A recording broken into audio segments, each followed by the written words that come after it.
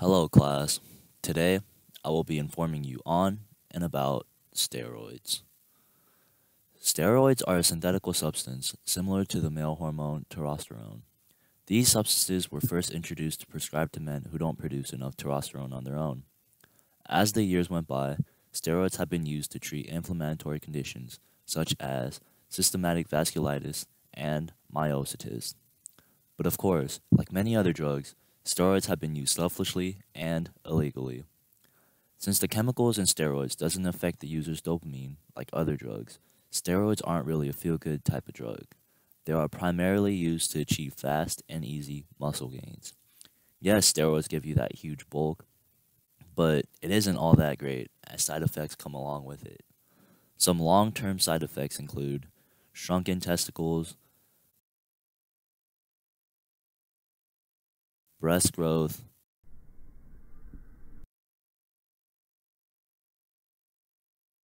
and even baldness. Girls, you might wonder, oh, since I don't have any testicles that can get shrunken, I bet I can use steroids safely. Wrong. In girls, side effects include deeper voice, enlargement of the clitoris, and facial hair.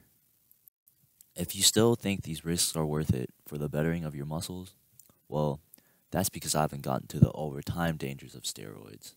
And these include liver damage, fluid retention, jaundice, high blood pressure, and even risks for heart attacks. You might wonder, why are people crazy enough to take steroids? Why do they want them gained so bad? Well, that's because 85% of teen athletes do not receive the right education about steroids.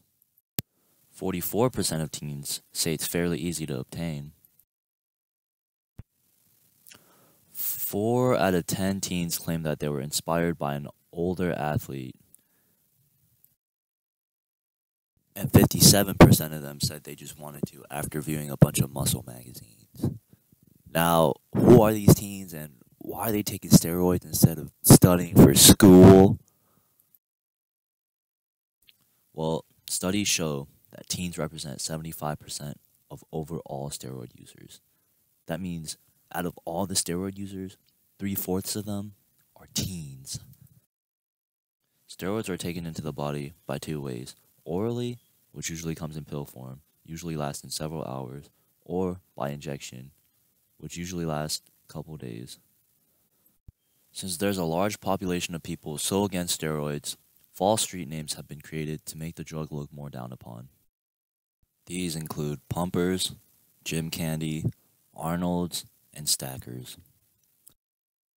Some orally consumed steroids include oxandrolone, known as VAR, methylone, known as Primo, and stanozolol, often called Winnie.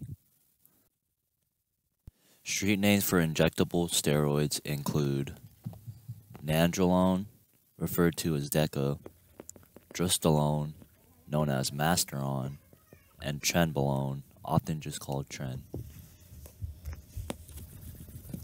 As you can see, the made-up street names for steroids are nothing like the actual names. You can get psychologically addicted to just about anything, but watching your body physically develop is what gets most steroid users addicted. So, I would say steroids are both psychologically and physically addictive. And the fun fact of the day is studies show that non-athletes are beginning to use more steroids than actual athletes. Now, that just doesn't make sense. But thanks for watching.